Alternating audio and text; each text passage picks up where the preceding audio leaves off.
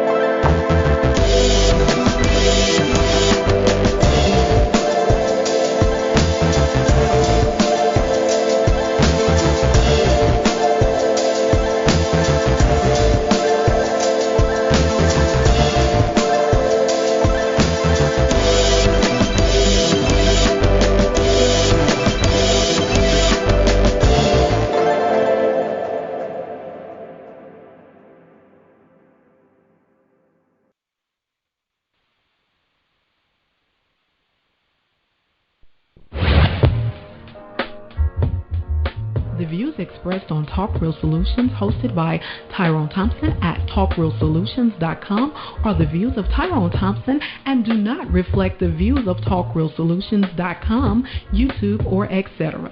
The content here belongs to Talk Real Solutions and its many contributors. Views and opinions expressed by all contributors belong to them and not TalkRealSolutions.com or Tyrone Thompson, the host, or etc. All data and information provided on the site is for informational purposes only. Talk Real Solutions makes no representations as to accuracy, completeness, correctness, suitability, or validity of any information on this site and will not be liable for any errors, omissions, or delays in this information or any losses, injuries, or damages arising from its display or use. All information is provided on an as-is basis.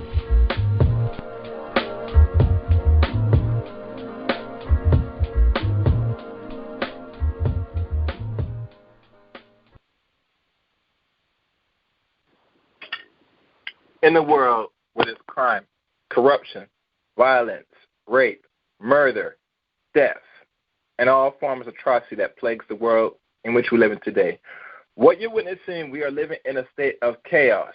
It'll take a more greater or extreme chaos to restore the order in which the world we live in today. Good evening, Black people. This is Chaos here. And tonight,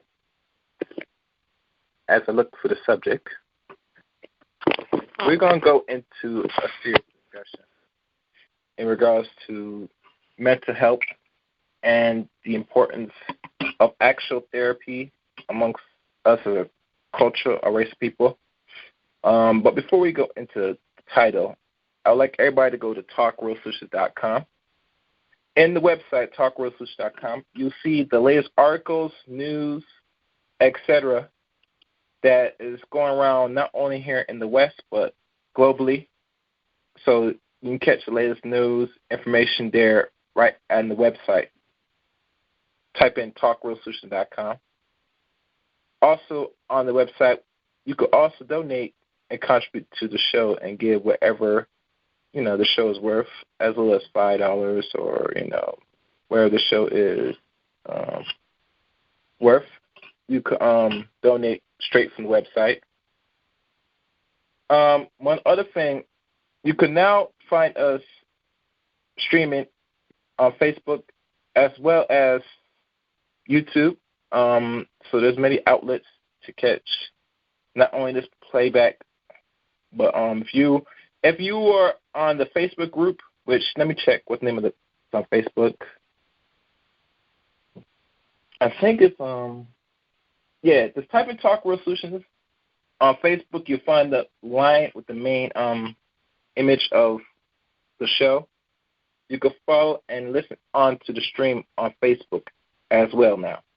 So there's many outlets to really catch the playback if you miss anything from this show or any other previous show. And don't forget, also this show will be also on Chaos Rain channel as well. So there's many outlets. And as you know, if you're not subscribed to the channel, what you're waiting for, you can subscribe to Chaos Rain as well. And one advice: if you do subscribe to this channel, Talk Resolution or Chaos Rain, you must hit the top notification bell. And it's very important because depending on what the subject is, you will know when there is a notification when the show is going live or there's an upload being put out on the channel. But you're only going to know that if you hit the top bell button. There's 3 bells, which the bells go from moderate to little to all the above. So if you want to hear what's going on this channel, you must hit the top bell so you don't miss a beat. What else is on here? Let me check. As I'm going through, I can't find the name of this. Give me a second, people. I'm trying to find the actual name.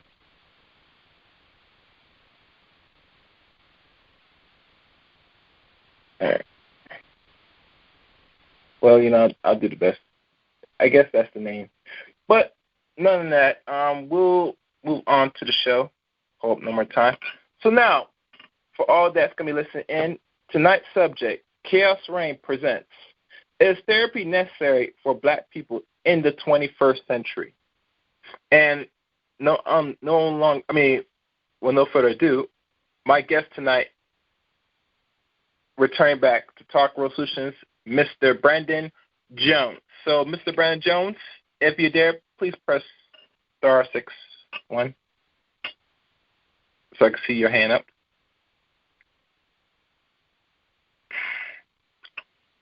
No further ado, as I open up the line and present and welcome back on Talk World Solutions, the one and only Brandon Jones. Good afternoon, Mr. Jones. How are you doing, sir? Greetings. I'm doing all right. I'm maintaining as best as possible in the world that we live in. Yes, we all maintain as a people. Yes. Welcome back again, Brandon Jones. I always said I was gonna have you back for something more special or something more that a little bit more into the field of your profession. And not only that, but I have concluded, Mr. Jones, that a lot of people really should take therapy and looking for actual psychologists that has credentials that can help our people cope and deal with the traumas they go through, not only that was passed negatively, but what they face in their own lives, whether family members or the outside world. We need extra understanding and people that we can go and trust to hear out and deal with our problems. So tonight, we're going to deal with the therapy piece and the necessities. But before we go in, if you want to give people a little quick background of yourself for those who are listening tonight who will get a chance to listen to the stream. Absolutely. Again, I'm Brandon Jones. I'm a psychotherapist. I'm a professor. And I'm also a consultant in the Twin Cities area. So I'm from Minnesota. So when everybody's seeing everything going down in Minneapolis and in St. Paul, I'm from the communities that I either lived in or I worked very diligently in the communities that had all those buildings burning down. My background, I grew up in St. Paul, born and raised. Grew up in a household full of trauma and drama. Seen a lot of domestic violence as a kid, drug use, all types of crazy stuff, been shot at. Dealing with other family, intergenerational trauma issues. And then just dealing with identity development as a black man. And what does that mean in a predominantly white state and not having father figures or positive male role models and how all that played into my own level of mental health. On a more professional level, I went to the University of Minnesota, got a bachelor's degree in sociology. Then I got a master's degree in community psychology from a college called Metropolitan State University. And then I have another master's degree from Adlerian Graduate School in psychotherapy with the emphasis on marriage and family therapy. I've been doing therapy now for about 7 years. I'm approaching 7 years. I've been working in the field of mental health, though, since 2007. I'm about 13 years in this field of mental health. And, yeah, man, that's me in a nutshell. I'm married to a black woman, because that always comes up. I am married. I have 2 daughters. I have a 7-year-old and a 4-year-old. And I've been married since 2012, so about 8 years. Mm-hmm. Wonderful. And I'll be 34 years old this summer. So I'm a young black man maintained. Yeah. Oh, you're 86, baby. Oh, that's nice. Yep. Cool. You know, Brendan, this is something that was, like I said earlier, that's been set in my mind about the importance of therapy. And my question to you, do we in the black community, do we really want to go and deal with therapy with our problems as a collective right now as we speak and take it more serious? Go ahead. I didn't mean to cut you off. Yeah, okay. All right, since you gave me that answer, I agree too. My question is, why not? Because when I look at the average person, because you deal with couples as well, one of the most important things before, as a human being, wait, hold on a second. What's this? 1 second. Who's that calling me from there? Let me mute myself.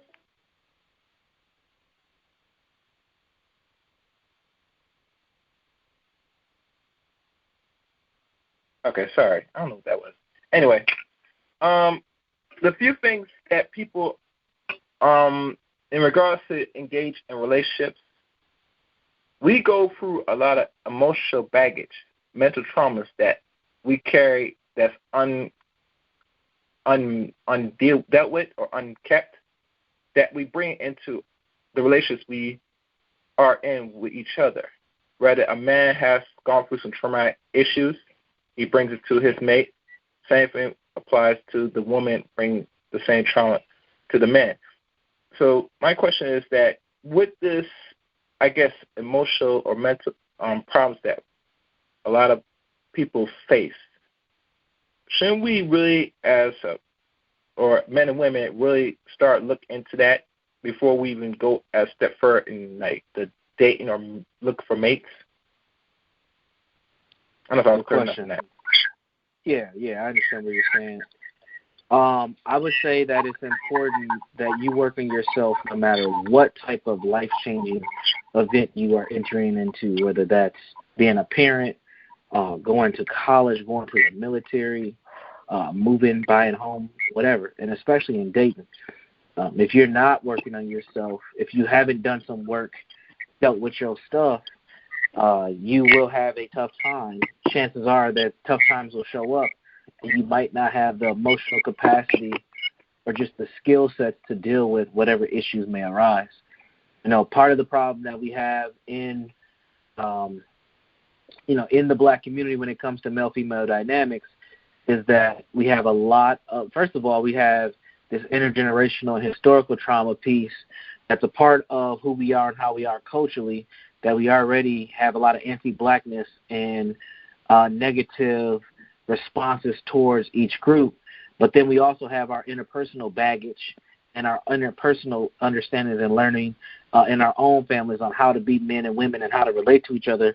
And unfortunately, a lot of times those are unhealthy as well. But you should always be working on yourself to undo a lot of that. You know, I'm very familiar with the manosphere, the black manosphere as well, and the dynamics that are talked about.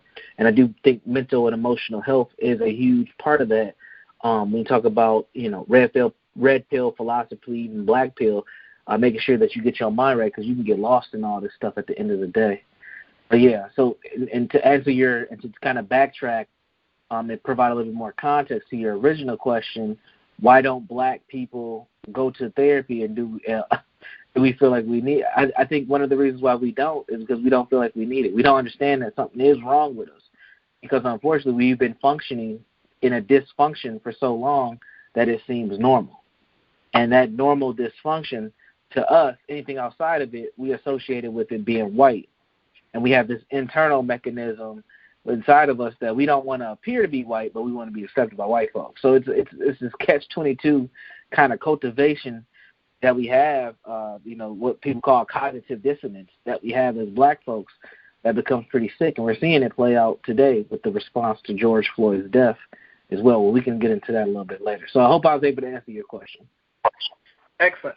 Yeah, you answered that question. Yeah, I like that answer. Yes, my question was answered. Another thing, like I said before, and to me, with the black people looking into therapy, they feel if they tell another person, either family or a friend, close friend, that they know that they're going to see therapy just to mental healing, they're going to look at them as crazy. And that's another stigma amongst the black community that if you're going to go see a psychotherapist, you must be either on drugs, which sometimes they do prescribe, but that's optional. They don't normally you go to therapists, they don't do that. Another thing that you might be really sick in the head. Some people say, well, I don't have to go to therapy.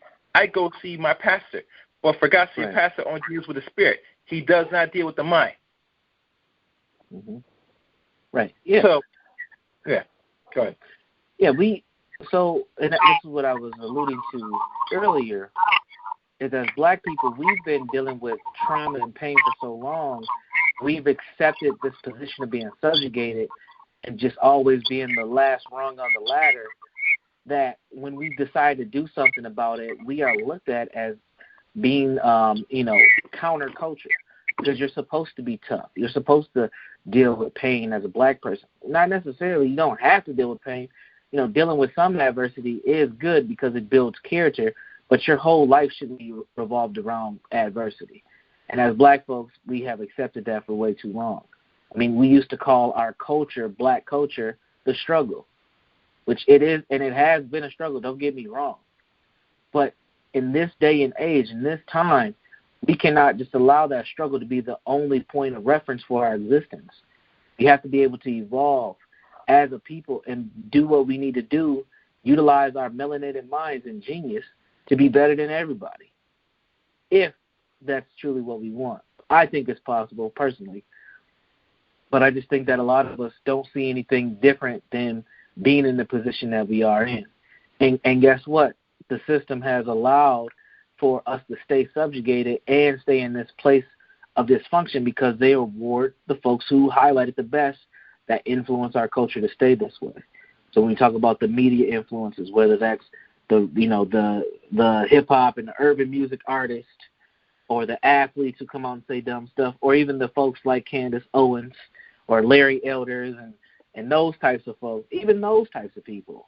Those people are utilized by the system to keep us fighting amongst each other, keep us confused and entertained so that we do not develop to our best capacity.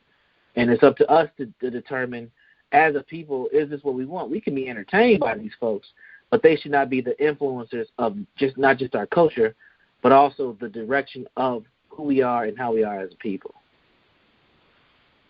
Yeah, and there's too many influence that distract us as a collective here in America as with people.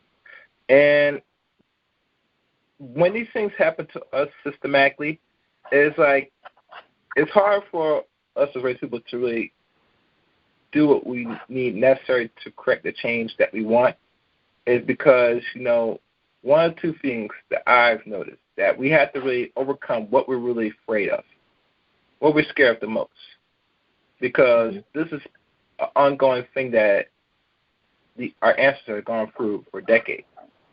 And I think because of complacency now for the last maybe over 50 years, that now black people don't really feel they have a set direction, really how we can really make this change in this environment we're in, And we all know racism is still alive and well, but it's not going to go nowhere. These people don't really change their behavior, the people that's doing the most harm to our people.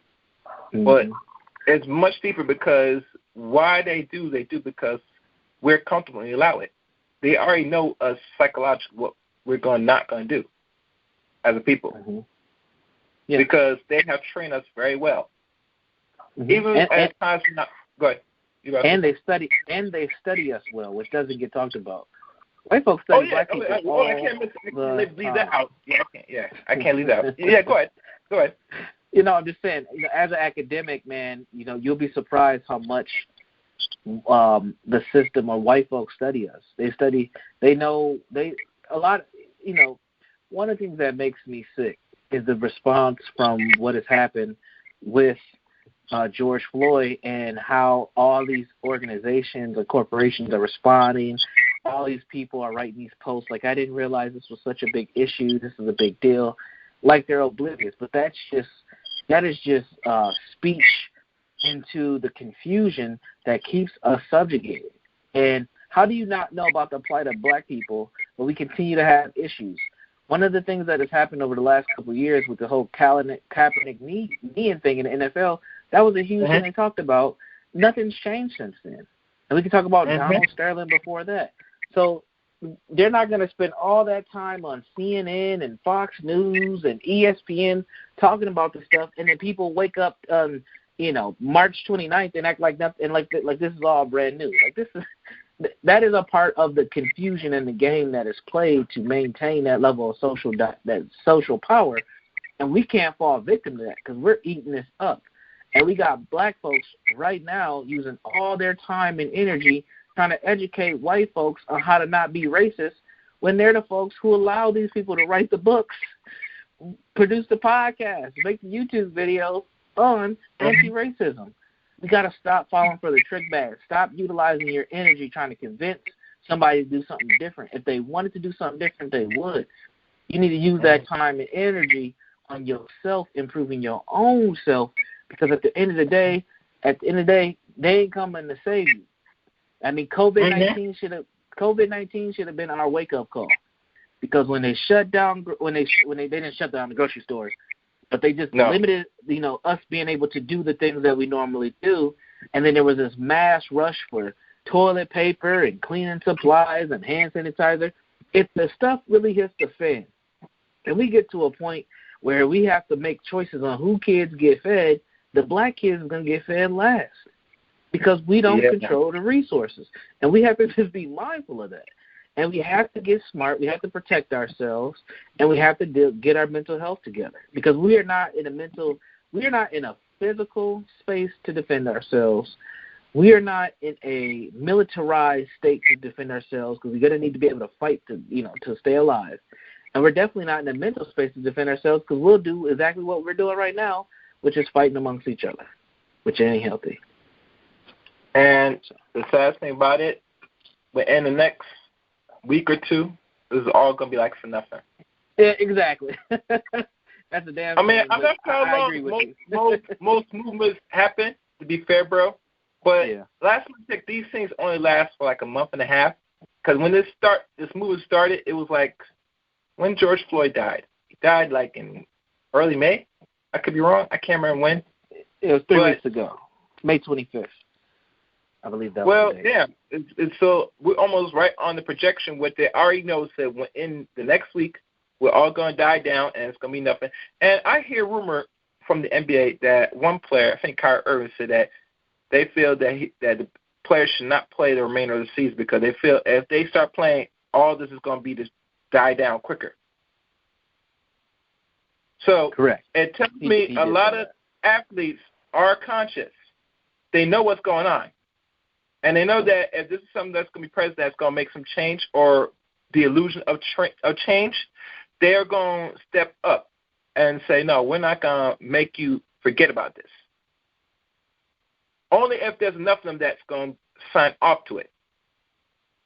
But like I said before, once entertainment start coming back to play, niggas are going to go back to sleep. And much of they want to hear that shit, they're going to go back to sleep. And I tell people that many times, no matter what they do to, even if you want to defund the police department, which, I have my doubts on that, whether good or bad. And to me, I'm thinking, okay, if they defund it and the police is no longer in existence, right? Because remember, it was created back in the 1800s for a reason, for slaves. Now, let's say if they defund and take that away, what are they going to replace over it? We don't think of that, right? Because damn sure we're not going to watch over ourselves. Hell, right. Most black people don't even have the weapons enough to defend themselves. That's true. So do you really want that? Do you really want that? Do you want them besides that, or go military on you, or let these Caucasoids go run amok with their little gun and start blowing your heads out because you know you're not going to shoot them back? So I hope black people really thinking critically, is that what you want? And it's not really black people, but everybody else is trying to sign off of this. It's just not us alone, Brandon, that wants this. And that's the problem. Yeah. Police because reform. Yeah, go ahead. Yeah, I ain't mean to interrupt your flow. The movement is not longer controlled. It's hijacked by the same organization that was funded by the same people to divert what's really going on, that what you're trying to accomplish. And the funny thing about Black Lives Matter, I remember some other brothers from the UK told me this. They always ask that this organization is collecting money, but never ask what they're doing with the money. Where the money going? Right. And I never thought about it. I said, hold on, I thought this was funded by a Jewish man named George Soros. Unless he's getting paid doing this or something else. But we're not thinking deep on that. That every organization requires some form of funds. And if we are people not funding for our own organizations to fight back fighting back against people that are suppressing us, then obviously it only goes so far. Matter of fact, it stops right there. They're going to replace it in place to say, oh, we're not going to fight for black men's cause. Oh, hell, even black women. Matter of fact, we're not going to fight for none of them. We're just going to fight for LGBTQ2, whatever these little alphabet stuff. Yeah. We're already starting to see that. It's already happening. So, yeah, they're gonna shift the narrative to be more inclusive, right? So on the pain of black folks, but we're going to shift the narrative now to be more inclusive for two groups to pay attention to. And these two groups are pretty much synonymous with each other. Like you said, LGBTQ+, they're definitely going to be benefiting from all this. And a newer term for folks who are not in academic circles. So if you don't spend a lot of time in college campuses or things of that nature, you may not be familiar with this term, but it's called BIPOC. And BIPOC is an acronym for Black, Indigenous, People of Color. Now, I'm in Minnesota. We don't have a large population of natives, but comparative to other states, we do. Just because there's not a lot of Native American folks still alive. And so when they start using BIPOC, they're really talking about black and native, but then they throw that that POC part on there, and then it becomes inclusive to all different types of people. We have to be very mindful of this when it comes to resource allocation, when it comes to developing funding and assistance to people. These are the terms that will be utilized, and these will be the focal points. Even on this stuff should probably be focused on black people, because that's how all this got started. We're going to get lumped in, and when we get lumped in, just like what happened with affirmative action, we get the short end of the stick. Part of the reason isn't just because of racism, white supremacy, though. Part of the reason is also because we're not politically organized to go in and make sure that we keep what people are saying they're supposed to give to us. And if I'm being really honest, because I'm in this area of human services, a lot of times the money goes to people in these states and cities who are the usual suspects. They have the relationships, but they don't get the work done. And that's a reality that happens all across this country. So there's a lot to be said with that. It's not just that the system is racist and white supremacist. It's also because there are folks within our own spaces that don't have our best interests at hand, but they're well connected, so, the squeaky wheel gets the grease. And we have to be mindful. So we have to be able to organize on a grassroots level a lot better, and we have to be cultivating our children to be in those positions of influence So when things do come our way, we know that it's going to go to the proper cause and not just the people who are there for lip service or there for a photo op. Mm-hmm. If you look at Brandon, I hear now most people that's trying to run for a certain political office or put themselves in political circles, they are thrown into these type of movements to get some clout, to get some name under them. And I find that problematic. And mind you, I'm not following any side between Democrat or Republican. I think most black people, if they're intelligent, you stay neutral. Because once you decide you go to one side and you stay in that, history has proven evident you're repeating the same game that they're playing on you for the last century. Yes, this country is run and was signed by Republicans, but Republicans were not in your best interest. Same thing with Democrats, even when it was created that same century back in the 1800s. Once you solely commit to one party, they have no choice to really show and prove and give the results that they said they're going to do for you, because you already gave your sole commitment. So you're not holding nobody to the feet to the fire. So when I hear about say that black women are solely only deal with Democrat Party, yeah, they should be, because think about this. All y'all were conditioned to feel that you get something from one side. But for the last time I checked, for the last 50 or more years, you have not gotten nothing. Matter of fact, you've gotten more malnutrition and underdeveloped as race people for the last 50 years under this one party. So imagine now you switch sides. You think the other party is going to do the same thing? No, because they know that you're not really putting nobody's feet to the fire, especially when it comes to the big house of politics. Now, in local governments and all stuff where you can control and pick who, it's a little bit more easier. But then again, you have to be organized, and you have to sit there and demand something. And you're not supposed to show your hand if you say, all right, I'm going to vote for you. That's not how things work. You have to stay neutral as possible as a collective, not just one person, but as a collective. That's why, if people never notice, Brendan, when people sign up to vote, they give you a couple options. They said, are you a Democrat, Republican, or you're independent? There's a middle. Right. But people never really look at the middle part, especially when it comes to local elections, because they know that most people, all they do is say a little few things, sweet things, say, I got hot sauce in my back pocket, or I could say I listen to Tupac or Snoop Dogg and forgot that these dudes came out in the 90s, or even go as far as if you don't vote for me, you get your black car revoked. These things are showing disrespect to us as people, that our intelligence. But what do you expect? They already know that you're dumb. They believe and so hard think that you black people are fucking stupid. Yeah. So when they do these things and don't question it, that tells you how much they view your intelligence. We have been conditioned in the system to take insults from really anybody, but especially from white people, as a form of acknowledgement. Say that one more time. We've been conditioned in this system to take insults from white people as a form of acknowledgement. What do I mean by that? When you have Joe Biden who says, if you don't vote for me, you ain't black.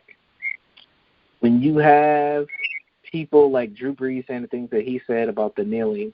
When you have Hillary Clinton come out and say, I got hot sauce in my bag, that's insulting your intelligence. That's not cool. That's not funny. It's an insult. But what we have been trained to understand when it comes to being insulted is if a black person looks at you wrong, you take that black person's head off. Exactly. This is what I mean by anti-blackness. We have been conditioned, I'm going to keep saying this, in this culture to be counter anything black or to be suspicious of anything black, to attack anything black. A lot of us call it self-hatred. But I think it's a lot deeper than just hatred. It's just literally culture. Because hatred is just an emotion. You can hate something, 1 week and like it the next. This is a cultural phenomenon that we have, that we call anti-blackness. Well, we get insulted all the time. But again, if you don't recognize that you're being insulted and your intellect is being insulted, how do you know? And I think a lot of times you'll get these people who will go on a Breakfast Club or some other platform, and they're talking crazy, and you don't even realize it because you're just there to be entertained and shuck and jive with Charlemagne and DJ Envy and Angela Yee. And these people are insulting your intelligence. And as those people being the influencers who you enjoy for entertainment, if they're not saying anything about it, you should stop supporting those individuals. At some point, as black people, we must have enough dignity and self-respect to say enough is enough, and I'm not going to allow myself to subscribe, to friend, to follow anybody who does not respect my intellectual capacity. But you got to know first that you are being disrespected. And I just think a lot of us just don't. We don't even know it because we just see, oh, can you believe what they said? And the next thing you know, Kanye said something, and now our focus has been shifted. But it goes deeper, Brendan, that they know that there's an insult, but they shake it off like it's nothing because it's their favorite celebrity, the entertainer, depending on what they say now, bro. What they say. I hear a lot of people say that some entertainers that says something negative about the black community, they should be canceled. I look at it and say, okay, you could do that, but the biggest question I ask every black person is, are you the ones that's filling these entertainers' pockets? Who's really supplying them? We don't really look into the source. Because when you talk about canceling somebody, that means you're cutting them off completely. That means, are you saying as a collective, as black people, men and women, we should be cutting this individual off? Or are you saying only a few? Because to really show repercussions to every word they say towards our community, there has to be consequence. Because like any system, and black people know this better than anything else, there's a thing we call reward and a punishment. When a European kills you in the street, whether law enforcement or whatever, what is the consequence he should face? There's very little repercussion consequence. So what you think they're going to do then? They're going to go around and do it again, like a child. But if you do something, they have a consequence for you on the average. So what you do, you don't even attempt, because you already set in your subconscious mind through programming, something's going to happen to me. I might get beaten. I might get in prison. Or worse, I might get killed. See how it works? That's how systems run and rule. That's how you control people, with reward and punishment. And Ms. Wilson talked about the Pavlovian doll and the Skinner test that was conducted back in the 50s. Mm-hmm. And they did this to see how they could control behavior of people by controlling the environment. Right. These environments you're in, they're heavily controlled by your greater enemy, the oppressor. So he has the might of God to control, dictate how your life is going to run. And it's hard to get this. And I don't want our people to get into fear and think there's a spookism loss because time has changed. No, nothing changed. Because if he still controls everything that sustains uncivilization, because it's uncivilization we live in, then you're not in really control as a person or as a race of people. Your livelihood is dependent on solely another group of people. And I hear enough of these people that talk about, and I'll be honest with you, bro, because you don't hear what I hear. I hear young people, maybe old people that talk about, say, they're this and that, and I get it. But when they talk about, say, all right, so what is going to look like if you want to separate from these people? What government you put in place? What are you going to put forth? When me or any other brother asks these tangible questions, and I'm somebody I don't push the issue, but I'm going to push it tonight, what is it supposed to look like? How is it going to be function outside the people? They don't give me a real tangible answer. So it tells me it's all talk. You have to really think clearly of what you really want and take the initial action how to plan it out properly. You can't say you want this and you're not really formulating how it's supposed to look like, how you want to attain this. We had enough scholars wrote books on this, bro. Some even took the initiative to take an action, whether they are still alive or they're no longer here. But at the end of the day, the point I'm trying to bring at is that if you're going to do anything, you always got to lay out, think good, strategize, and carry it forth with action at the end of the day. Because talking about something is dead without no actual movement. Absolutely. And it goes back to our mental health. Again, when it comes to Black people's mental health, we can't lose sight of how our culture has been developed in this society. And, you know, we talk about not taking action. Well, we've been conditioned to not take action. We've been conditioned to be subjugated. We've been conditioned to just talk about it and pray and hope that things will change. But when we take action, that's when we start to see the biggest response.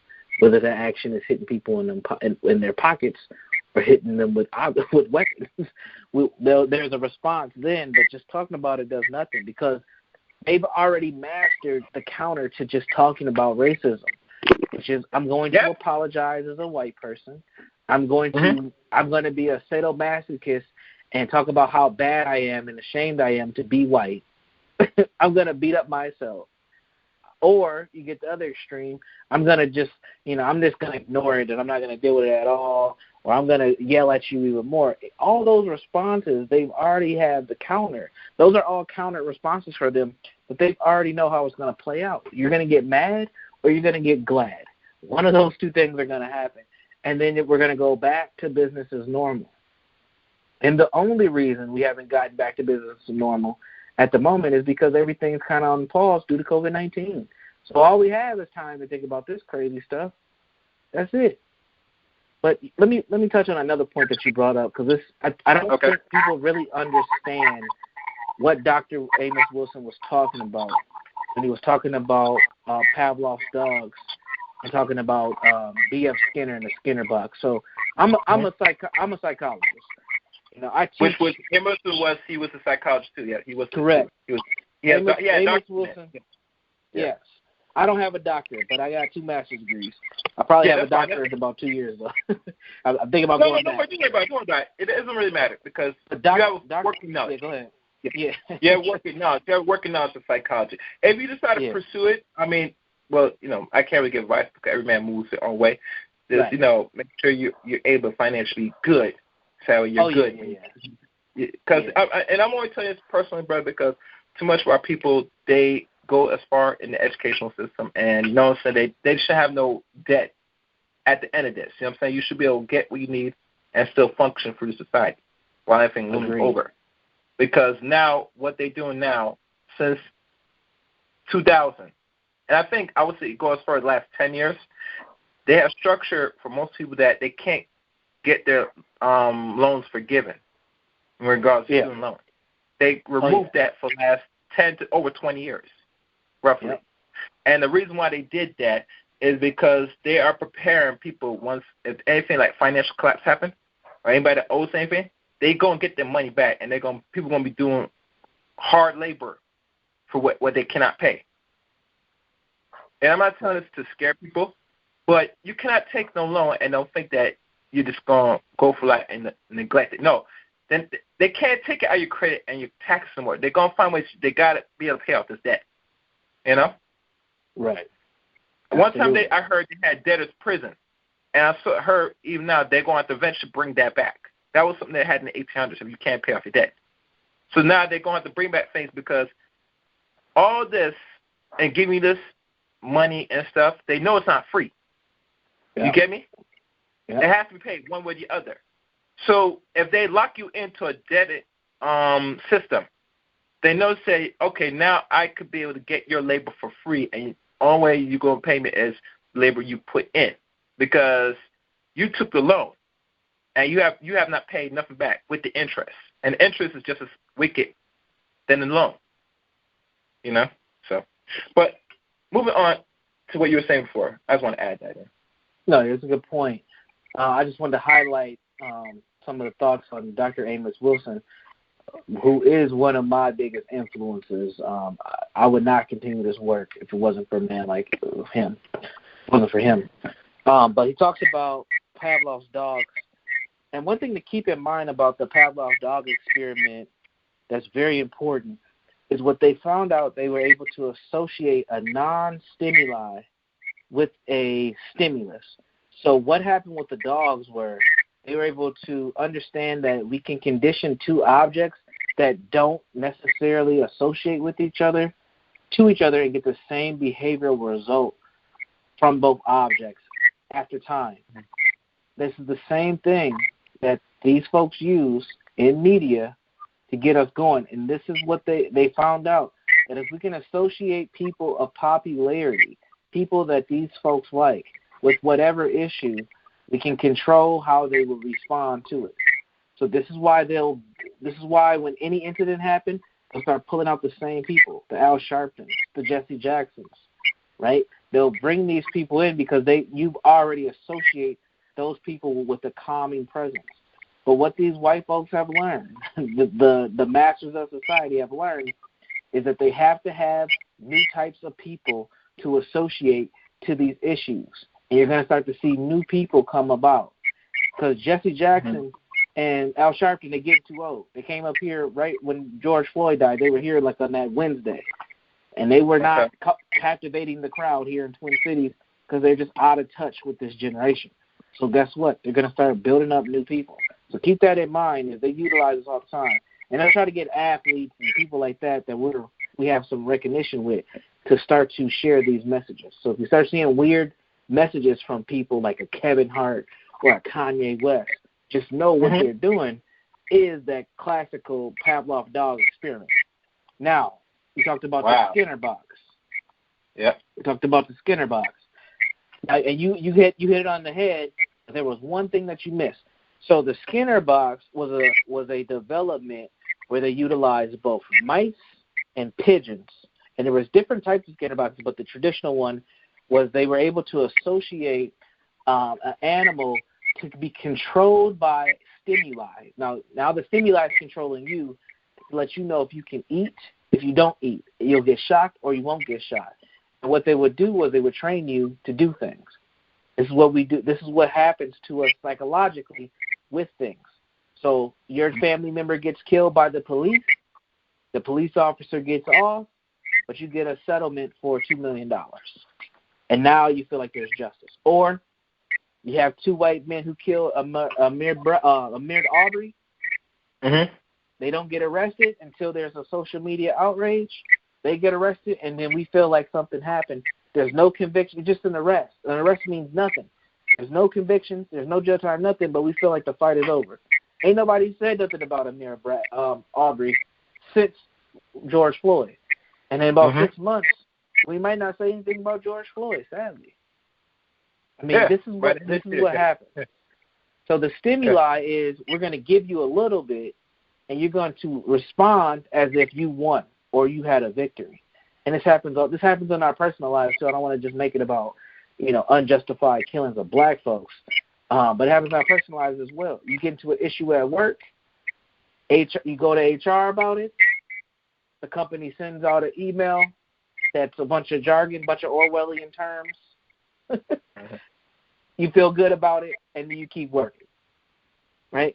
So so you have to understand that level of psychology has been utilized in many different ways to not just control black people, because they control themselves with this stuff too, but we have a special type of control with us because we have to always we have to remain in the subordinate group for the system to work. So I just wanted to highlight that. Dr. Amos Wilson was spot on with that. Excellent.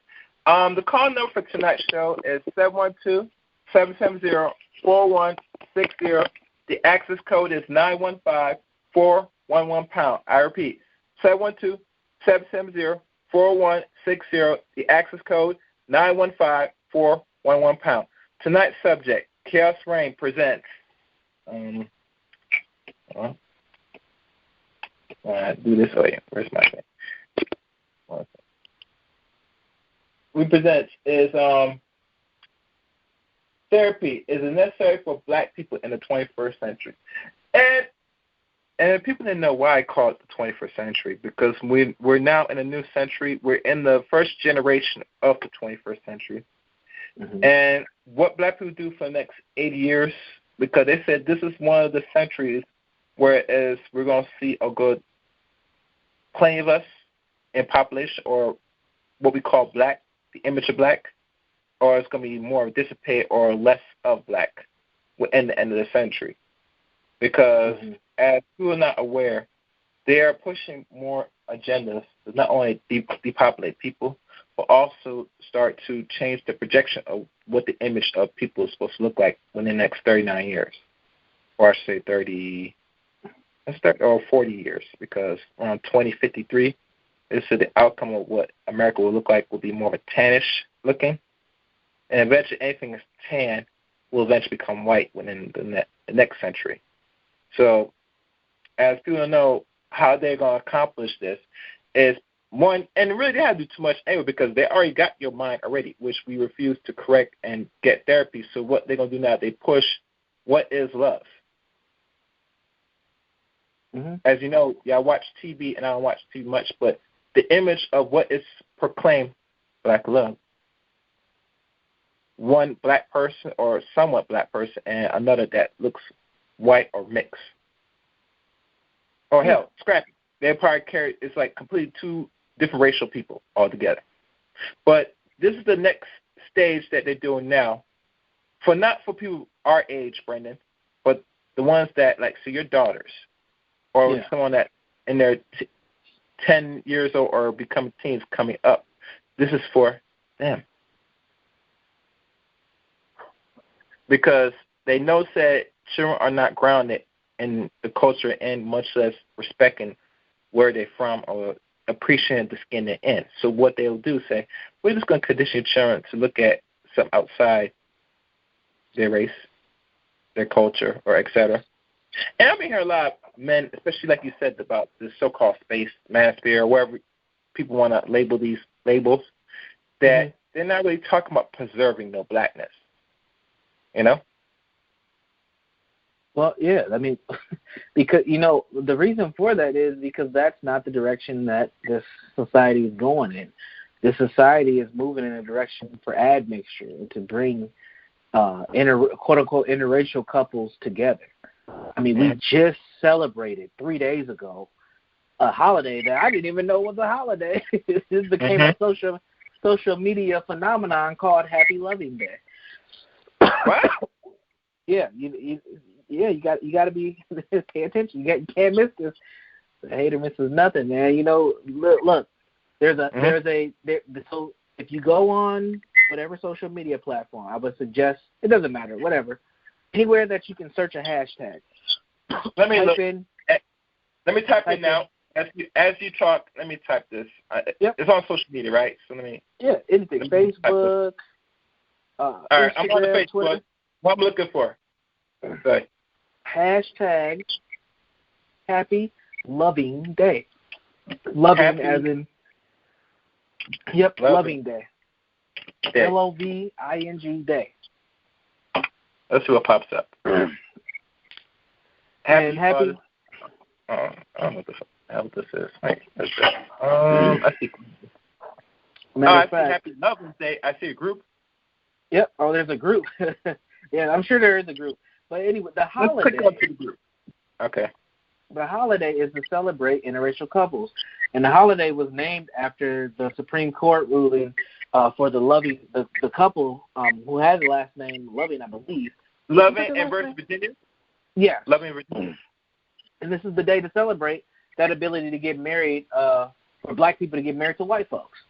So this is what we're headed into. I don't fault black folks for being in interracial relationships. I understand where the society's headed and what's happening.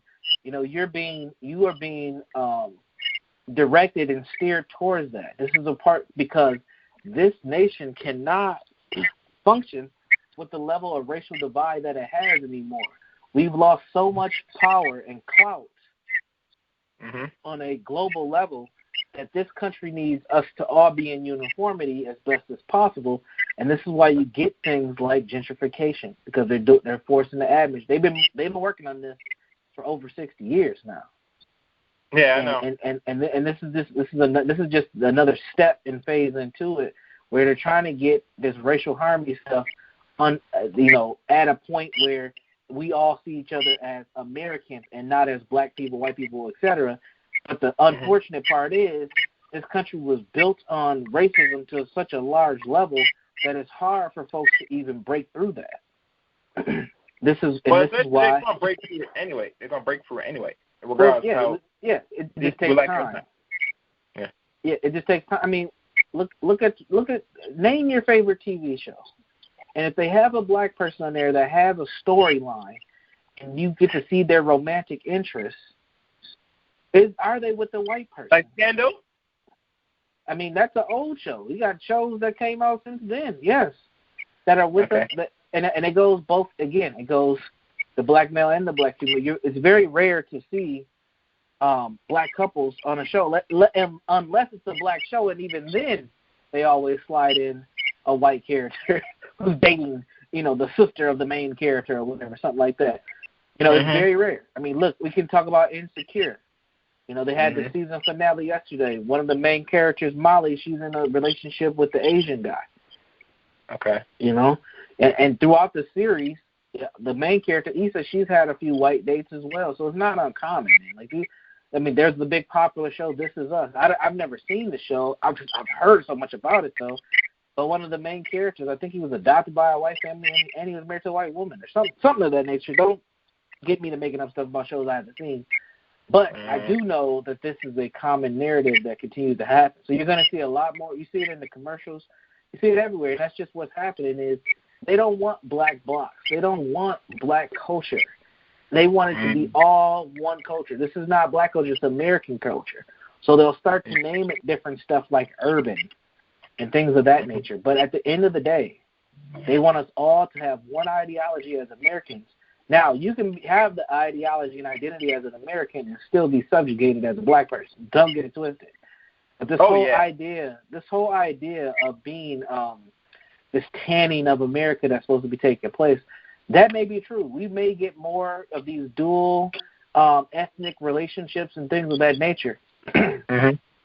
But the racist ideology is going to be something that is very hard to break down. And again, you see this time and time again on TikTok. I don't know if folks are familiar with TikTok. Very popular. I don't want to go on TikTok, bro. There's too many streams. Right? Listen, I'm Q100. I'm hearing this from the black woman's side when they talk about the racism TikTok more than the dude. And they talking about isn't it ironic, since we talking about TikTok, that why are people surprised to find the children of your oppressor acting and showing the racist behavior towards you? All they do is gimmick and copy black people. Sure. So it tells you these people are not even original themselves. No, but also on TikTok, though, you get the other side. You get a lot of folks who are super, we got people exposing their parents being racist and they're crying. I mean, it's just a whole mess on there. But again, it's just moving forward with this social identity of everybody being one. This inclusionary thing.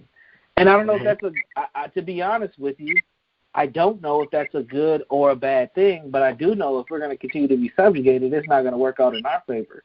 And that's important for us to recognize. And we have to be able to still have a level of blackness and a level of comfort amongst ourselves in order for us to survive. Otherwise, it's going to get dangerous. Because just because something means, if someone's stating we're all going to be one, that doesn't mean it's going to get better for us. We might just be more confused. But, Brendan, and I see somebody raise a hand. I'm up for your line for a second. Call me 1 second. This is my thing with direction in that. And I have a book, and I'm sure you read, what's his name? He wrote Sex and Race. I think his name is, slipped my mind. Let me pull the book. And as I wait, the call number for tonight's show, 712-770-4160. The access code is 915-411-pound. I repeat, 712-770-4160. Access code 915-411-pound. Found it. Sex and Race by Mr. Rogers, A.J. Rogers.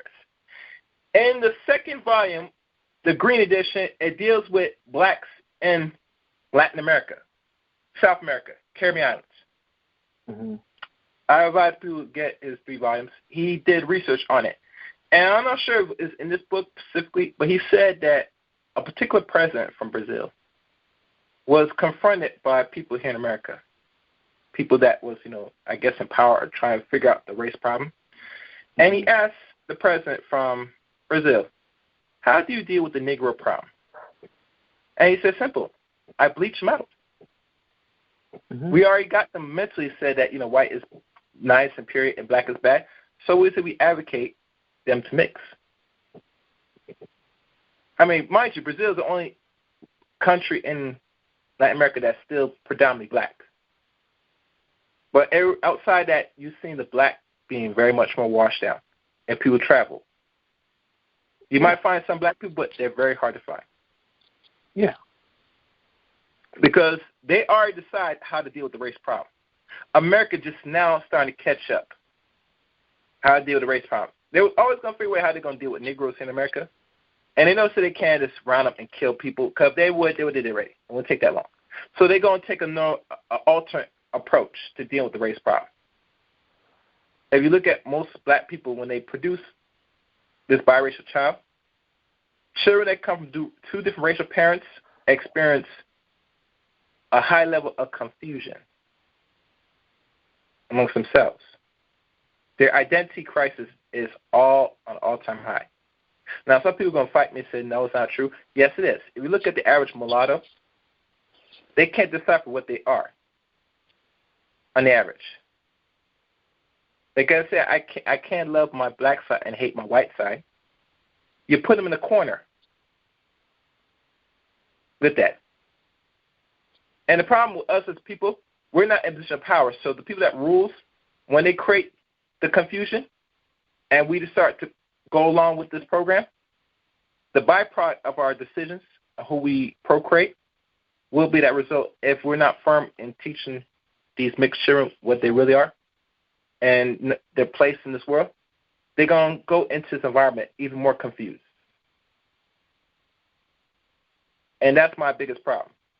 My only time will tell. I know it's already here already, and you probably deal with therapy with a lot of people besides black people, Brendan.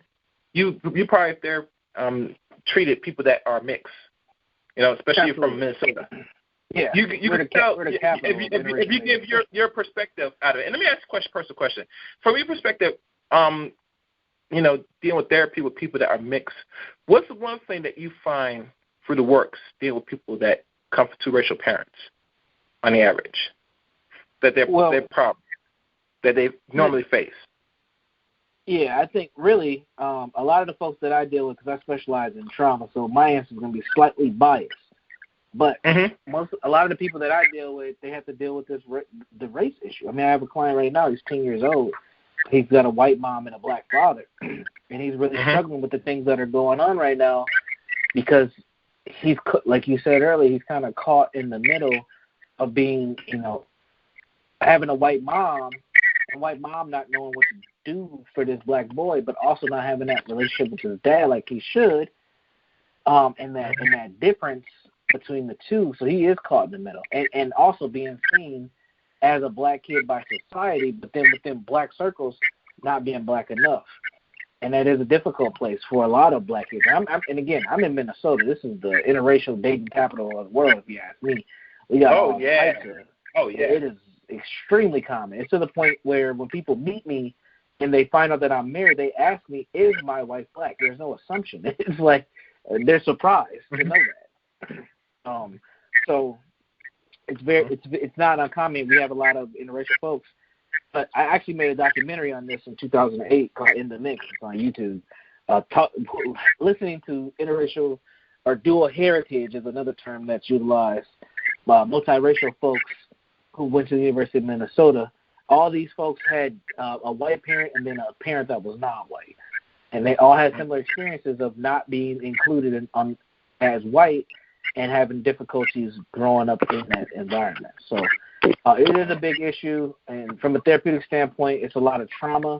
It's a lot of anxiety and frustration, and then sometimes even some anger that comes up being caught between both of these ethnicities and not fully being accepted in either one. I see. Yeah, and that's my biggest concern because of the confusion these children. Come here, these children are not really, I guess they're brought here by, the choice of the parents. So I don't really demonize children that come from two different racial parents by average because, you have to operate in this world as, because of your father and mother's decision. And they have not teach you how to function in this world as a mixed person, right? As society label you as that one-drop rule as black, which I know a lot of them don't want to deal with. Even Doja Cat, when they found out about her and her ties with other white people, especially in white supremacist incel groups, and see how she reacted into that state about she don't care, she did what she want, and she's free to do what she wants because she is a young adult. But the backlash that she faces now is because most of her supporters are non-white, unfortunately, Yeah, but what do you? I mean, that's true. But let's talk about that. Look at Doja Cat. Right? Now, she's a biracial girl who's in the anime and art and all that shit that in the hood, a lot of people say is weird. So she's probably been rejected by black culture for a long time. So when she goes and deals with these white folks, what do you think she's going to do? She's going to conform to what they like because she's probably dated a lot of white men throughout her younger years. Yeah, it's expected. Yeah, it's expected. I mean, that's not uncommon. I mean, we hear about that in the manosphere, from the male side of things, where you have all these dudes. Now, let's keep it real. You have all these dudes who are in the comic books and drawing and all this nerdy and a bunch of nerdy shit. If you want to just keep it real, not saying that there's something wrong with that, but then they don't get play from the women that they are attracted to. So when they end up with an Asian girl or a white girl or whoever who may be more accepting of that type of culture, then that's who they choose, and then black women get mad about it. Oh yeah. So to me it's a bi-directional thing, but again, it goes to what's acceptable within our culture, and why do we as black folks not allow other black people to have various different types of identities? Why do we always have to be one particular way? Because I grew up, I was very aware of that early. I grew up like that. I was a nerd, man. I love documentaries. I love books, even though I wasn't the greatest reader, but I also was a football player.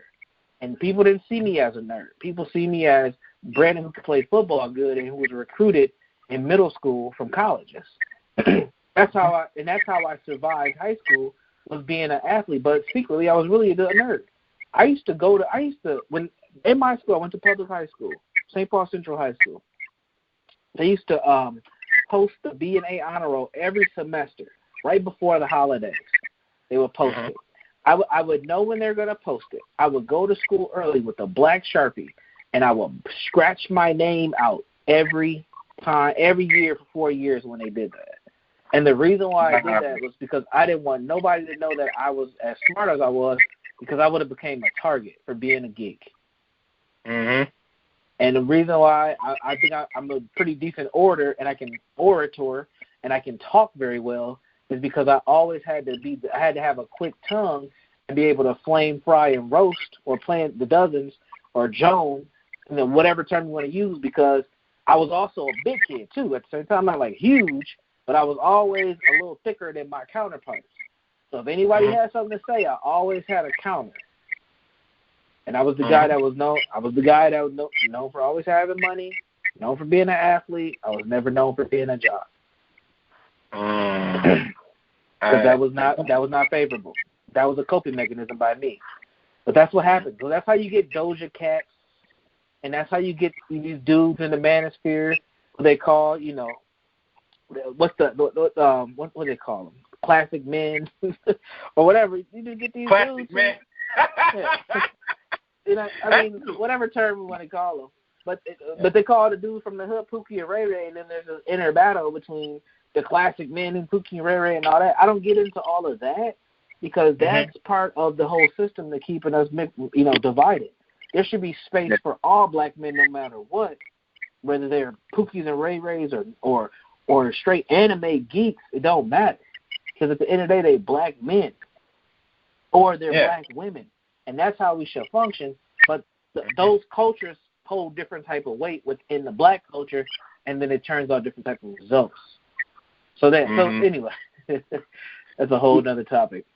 Yeah. I mean, we'll probably evaluate more of the Manosphere maybe next time we have back on again, because I didn't know you really. I'll be honest with you, as a man, you're very attentive of what's really going on in the so-called YouTube space, because I follow and listen to what's going on, and I know of another brother. I think his name is the guy that was writing about the Manosphere. I forgot his name again. He was writing about it? Yeah, Antoine. I don't know if that's his first name. But he was writing about the Manosphere and hit him hard, like seriously hard. You get me? And they were going as far as say, well, we gotta get this dude, man.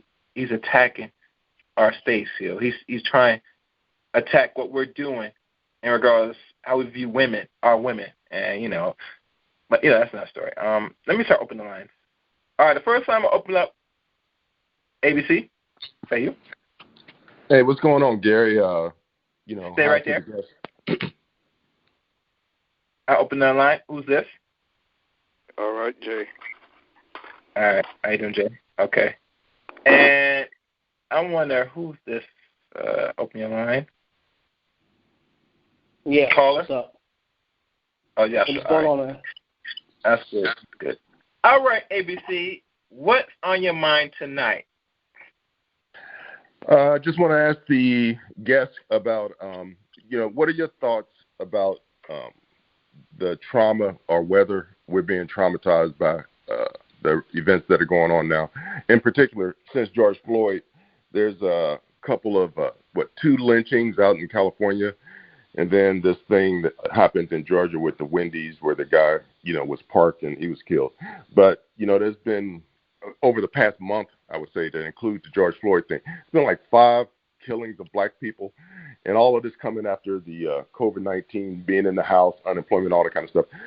Do you think that how do you think black people are being traumatized, or if you think we're being traumatized, and what's the effects? How does it affect us?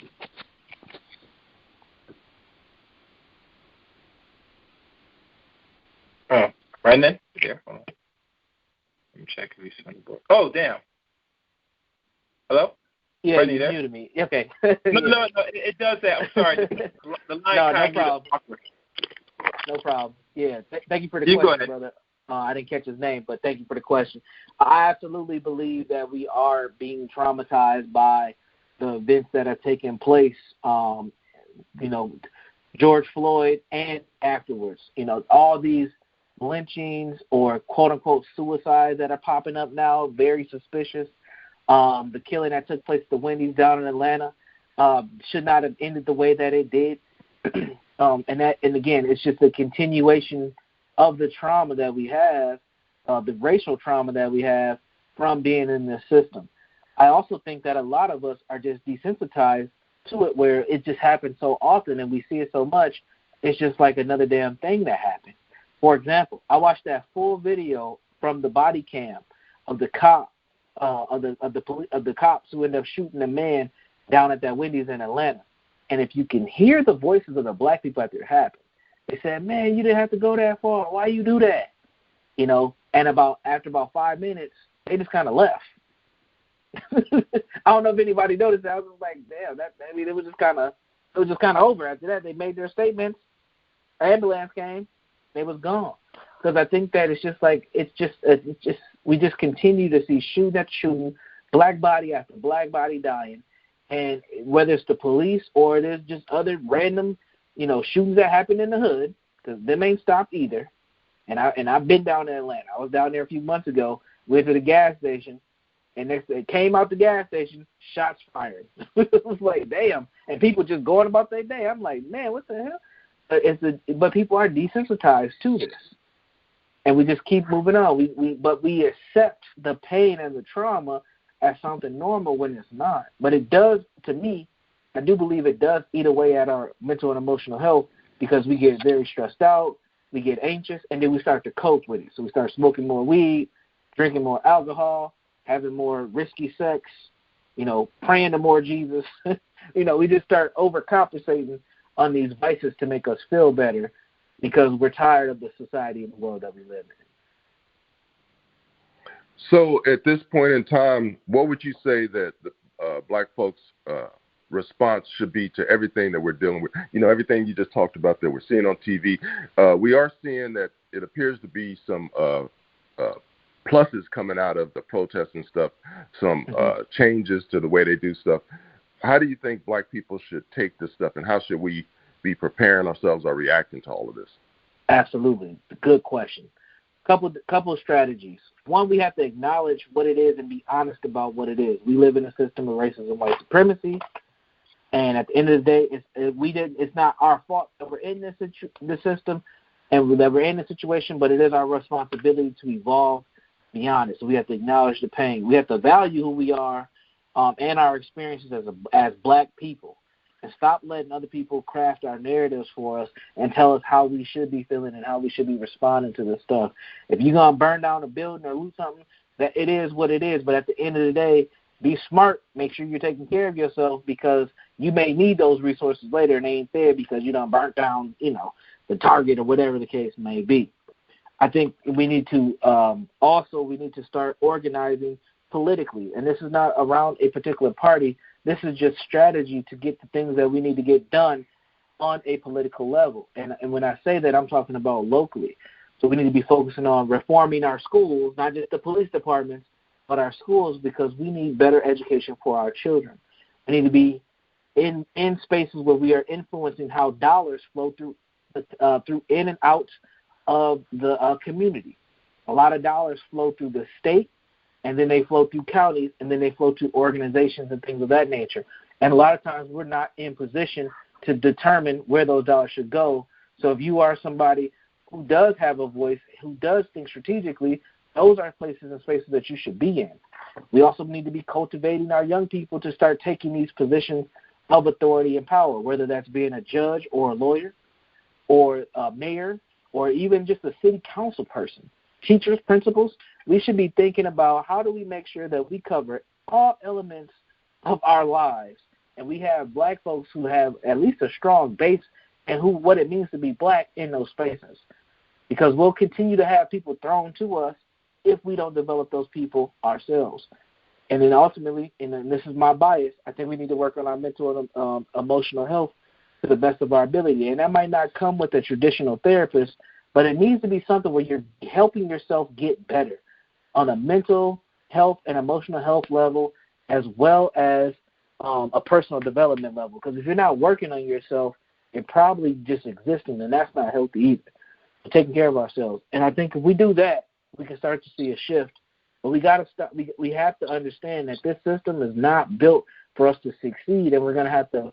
Unfortunately, we do have to work twice as hard and all that John Henryism stuff that we got to go through in order to move forward. But it can be done if we all are working on it, or enough of us. I don't say all of us because everybody ain't going to do it.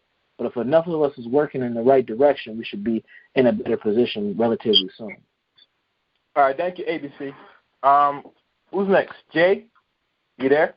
Yeah, I know y'all mentioned something about TV, right? So I wrote down some things real quick, and then just get a kind of opinion and kind of a comment. So cool. I named like Fame, right? The 80s, Fame, Miami Vice, Jefferson, Silver Spoons, A-Team, Different Strokes, Facts of Life, Cosby Show, 227, Amen, Family Matters and Living Color, Moesha, Monique, Head of the Class, Robert Townsend, Fresh Prince, Living Color, New York Undercover, Saved by the Bell. I mean, I could go down the line. There's a couple of things. So, right, I mentioned those shows, right? Lack of or trying to, right? So Fame had some black cast members. Miami Vice. And what I say with that is that I think that in the 80s and the 90s there was somewhat of an effort to diversify television in some way. Maybe not enough, but I think that there was some things, because a lot of us are influenced or in many ways by some of these shows, or go back and reminisce of those times. And I would just say that some of them shows like 227,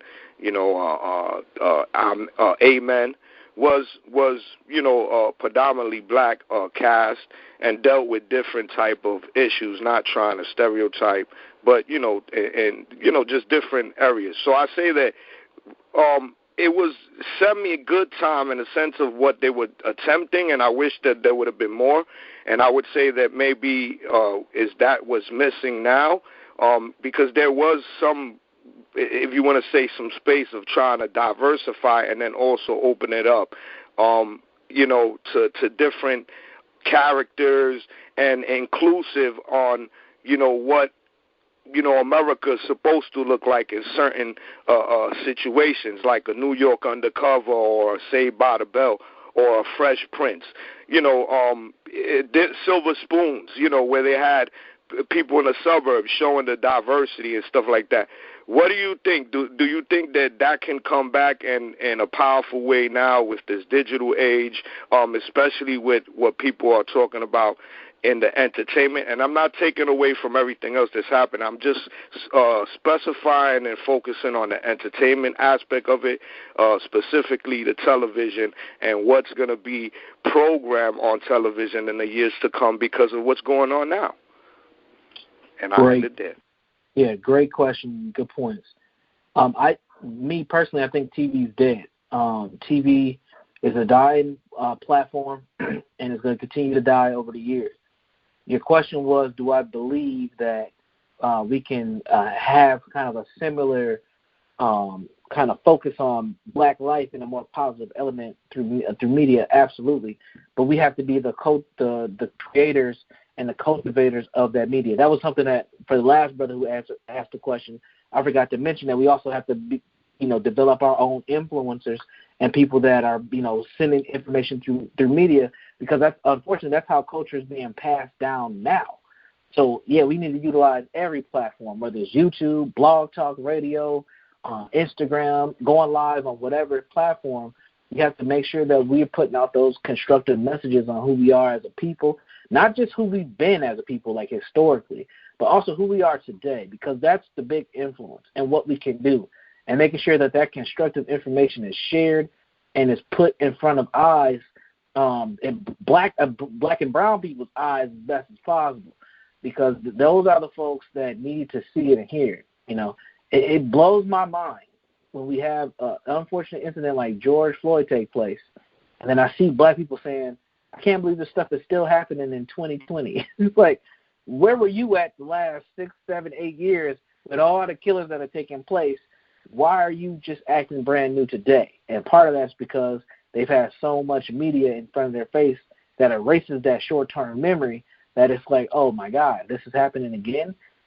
I've seen stuff like, is this 2020 or is this 1964? It's like, damn, where you been? There's been a whole bunch of stuff happening since 1964. It ain't like, racism and white supremacy just did a time lapse and came back. So we have to be mindful, and we have to be able to create that media, and we can do it. I mean, the eyes are there. The eyes are on YouTube. The eyes are on Instagram. I mean, they're there. We have to be able to create that media. Now, funding that media may be difficult, but most people I know got a smartphone, and you can just start there. One thing I would like to add on to this, and I'm not sure if you're aware of this, Jay. Television was on its way out and is now on a lifeline since 2010. And the reason why I say 2010, because they start moving from analog to now convert things completely to digital back in 2010. I remember. And since then, and I really started watching TV at the time. I think it was around that same year or the year after that. And lo and behold, over a decade later, we see other outlets start to rise and emerge. So when people look at television as its entirety, it's going to go away before the end of this decade. You know, everything takes on the average 20 years before you don't see it in existence. You know, people, because every year they watch numbers, what people really watch it. And think about this, Steve. You might could give me a rebuttal on this, Brendan. Because a lot of black people are on YouTube now, making content, and depending on what content they're putting out, they're finding that their message is now slowly being pushed to the side now because of the advertisement that YouTube is getting. That it's going to come to a point, if you were the person that's on this platform and not using it to its full advantage, you could easily be pushed out very quickly, you know? And I see a lot of people that create beautiful works are slowly being pushed out because they feel they can't get that reach. They can't get that touch. Rather, if they were talking crap about the community, about the opposite sex, now that's just foreign now. And if you think about it, let's say you, Brendan, you have a topic you discuss about mental health. If you go live right now, let's say if you attend live, you might get, depending on your audience, maybe less than 100 people watching.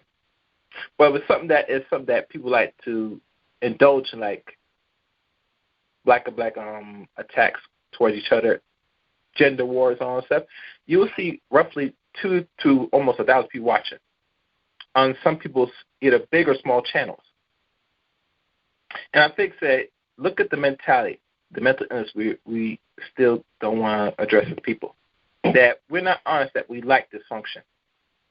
We're not really seeking anything alternative to balance out the dysfunction that we already are born and bred in the society, right? Right. Exactly. So when I talk about therapy, even talk about the subject about psychotherapy and the importance of seeing actual therapy as not only for men but also women, I'm not saying it's just to be funny or trying to, you know, pushing it. I'm telling you that this is for our own good moving forward as a collective, as people. Because the society is going to keep pushing for it, and they're going to continue to attack us physically. And they know, because our minds are already conditioned, that we're just going to allow it, and we're going to feel comfortable.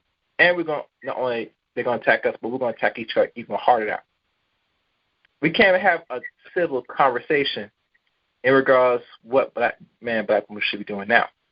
You know, we're watching each other on who's sleeping who, what they're doing, what they're not doing, and at the end of it, we go nowhere. So I envision that television is already on its way out. So if people think that if it's still something that's relevant, it's not. And once people fully go digital, where they just go and watch everything on their smartphones, what they're doing already, then you're going to see a bigger shift. But that's my point on that. I don't know if you want to say something to that, Brendan, or I see who else is online. I agree. I think many people, especially young people 25 and under, they're already digital. They don't check for TV. And if you pay attention, TV is trying to get more digital. You got major news networks and companies that got YouTube channels. So it's like everybody's trying to stream as best as possible. So it's already taken place, and we're about 10 to 15 years away before TV is only good for live news and live sports, if that. Most TVs are actually just streaming. Like if you have a smart TV, it's just a big stream box because you have to download the app to the channel anyway. Which normally is on YouTube on the average. Right. Right. So that's where everything's headed. I mean, cable's struggling. They're trying to figure out, different ways to do things as well. But that's where we're headed. And you made another good point about the things that we gravitate towards. You're right. If I do go live right now and talk about black mental health, I might get 50, 60, maybe 100 viewers.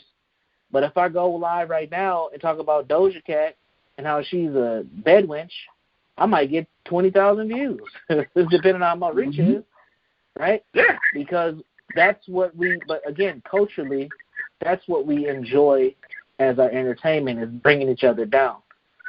We're not seeking solutions on healing. We're seeking how can I feel good by talking bad about another person, and matter of fact, a black person at that. That's what makes me feel. That's how I cope with my own personal pain, is by projecting it out and hearing about somebody else and bringing somebody else down. It's a sick, twisted thing that we have that's a part of us. So yeah, you'll go, like for example, we can name drop. And I actually think that this man makes decent content if you listen to him. Tommy Sotomayor. Now Tommy, he can make $2,000 a day talking crazy about people, but he actually makes some good points from time to time. And I think if you just let him go and talk, he's fine. But he is the king of controversy, and when it happens, he pedaled to the metal on the controversy, and that's what people enjoy. But he does drop some little, some truth bombs here and there. It's like, oh, he's actually pretty damn intelligent. But you wouldn't know that because you just know him from his controversial topics. But that's how he makes his living. So. I heard even back in 2009. I don't know if I heard from. Hey Gary, don't forget you on the line, bro. Yeah, I'm gonna get you. Let me just get that. Okay. I got you. Okay. I think with Tommy, they said over a decade ago he was talking about pro-black stuff, idiot, and all that stuff, and then he changed direction because he knows that's not what people didn't want. From what I'm hearing now about the brother, so like I said, people only create content to what the people really want. And it's sad, unfortunate, I have not really gone for that direction with my channel. I'm not sure if I'm going to. Only time will tell. But like I said, real information does not get heard. And if it does get heard, it's most likely dependent on the message itself. It can potentially be shadow banned on outlets we don't control. But enough of that. Yeah, sure. What's on your mind, bro? And as I see, before you speak, let me open this one more line. I don't want nobody waiting. Who's this? Hello? Hello? Really? I really can. Is that Sarge? Yes. All right, stay right there. Go ahead, Joshua. Yeah. I just want to piggyback on the idea of, you were talking about black males, and you were talking about the say that in character we're not monolithic, and I've always taught, and you can probably, kind of comment on what I'm saying here. I've always said that, black men have a somewhat of a distorted view of what manhood is, and it's funny y'all was talking about that, kind of hitting to that just a little bit tonight.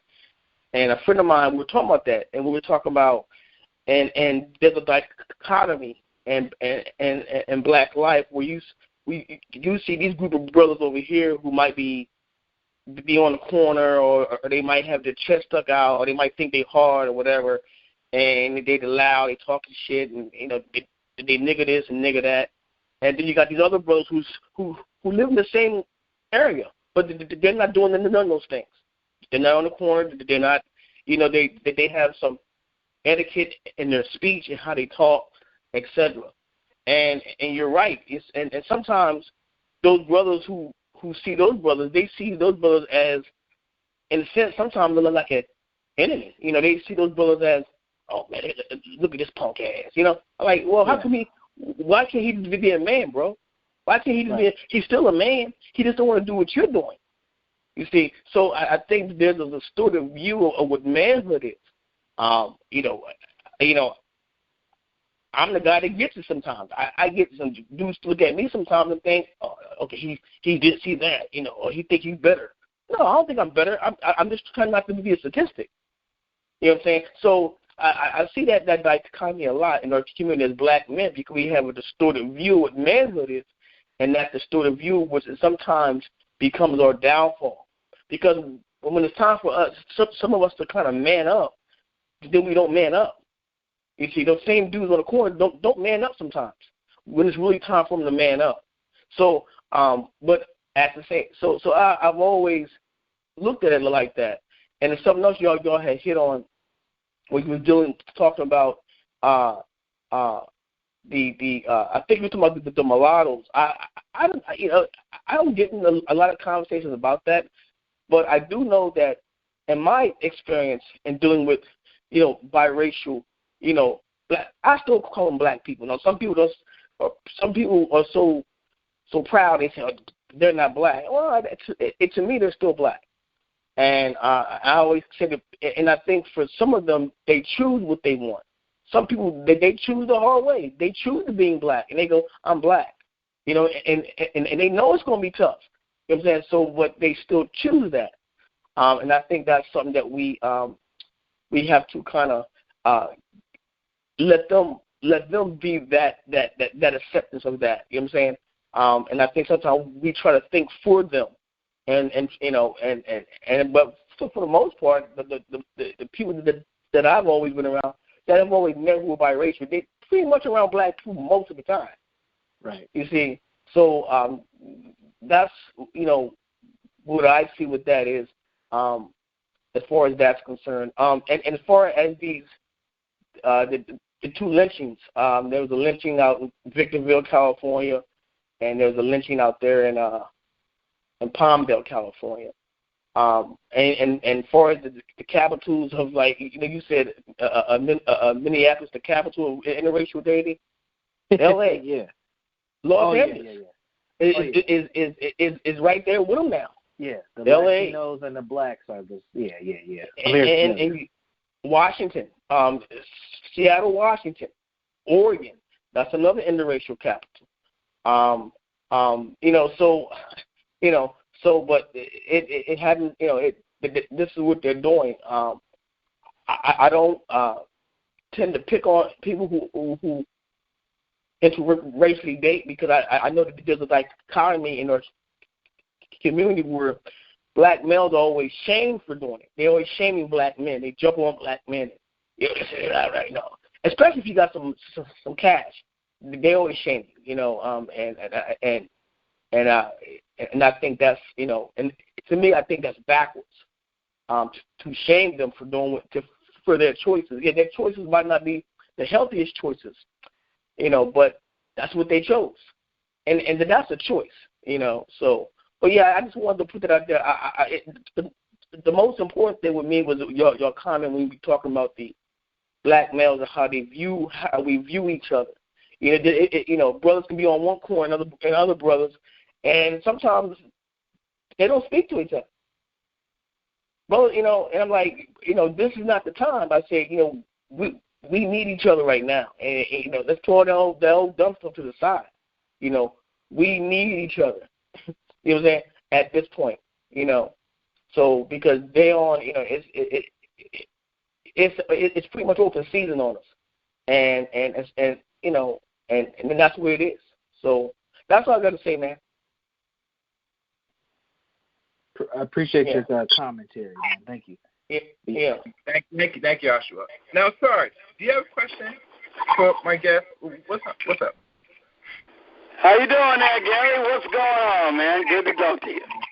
Mm-hmm. All right, look, I'd like to answer the question posed by the show.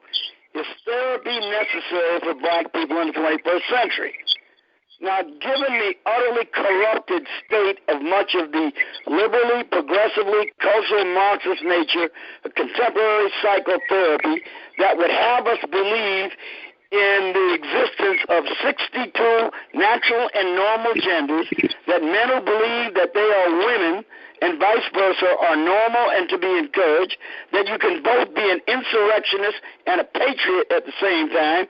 And I just heard a well-known psychotherapist on CNN say that people who are rioting, note the word I use, rioting, not just protesting, rioting, are in fact giving vent to perfectly legitimate expressions of righteous vindication as they burn businesses, batter police officers, while those who dare to ask for relief from their antics are oppressively wielding their privilege. I have rarely in my life beheld such utterly dystopian and delusionally lunatic reasoning disguised as psychotherapy in my damn life. Now, could individual black people require legitimate psychotherapy? Of course. There are many people who need psychotherapy for various points of time. But does the collective of black people in the United States need it? Hell no, especially not the stuff they're peddling. And I'd like to say this about the body-worn camera. I watched an hour and 27 minutes of it. I watched the whole thing. Been there, done that. I've administered field sobriety tests, And everything I saw those cops doing was absolutely professional and correct. Just about every single thing. Everything was fine up until the moment that Rayshard Brooks decided to resist arrest. Everything was fine. They didn't abuse him. They didn't call him names. They were civil. He was cooperating. He was even polite. Then all of a sudden, everything just went sideways in literally a split second. And now we got this low-down, no-good, stinking mayor not even bothering to have an inquiry. Off with their heads. Execution first, trial later. I ain't never seen nothing like this.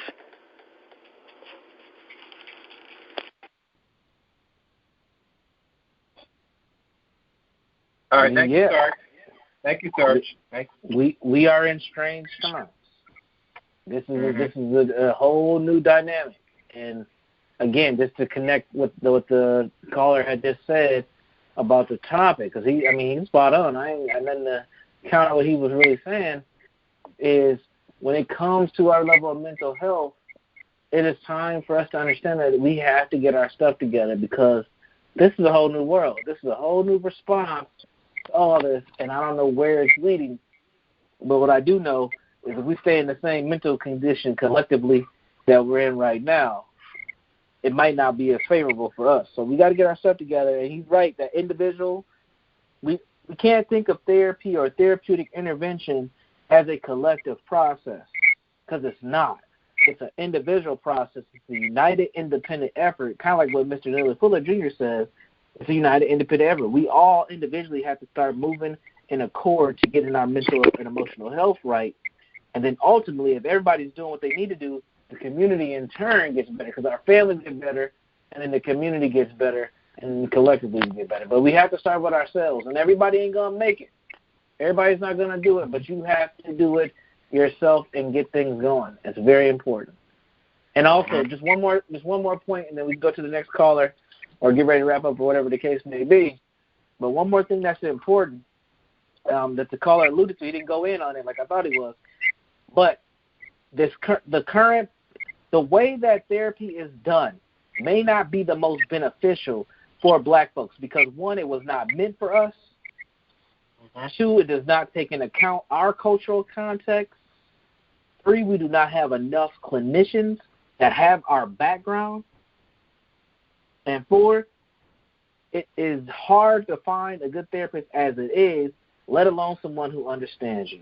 And we need to be able to find all different type of healing mechanisms to get better, and not just result on this traditional talk therapy method, because there are some tools. I think cognitive behavioral therapy is one of them, which people can do on their own, honestly. If you have the willpower, you can do cognitive behavioral therapy on yourself. I think that's a great tool for us to get better from a psychological standpoint. But if you're using it from a Eurocentric view, if you're using it from someone who does not understand your context of who you are, it will not be effective. Indeed. Hey, Gary, you got to say something, Gary? I got to take this next caller, Yasha, because the time is really short, to be honest. Let me see who this is. I want to say something about that. Hello? I open your line. Who's this? This is Miss Lady. Is the topic of the show mental in the people about the black collective mental health?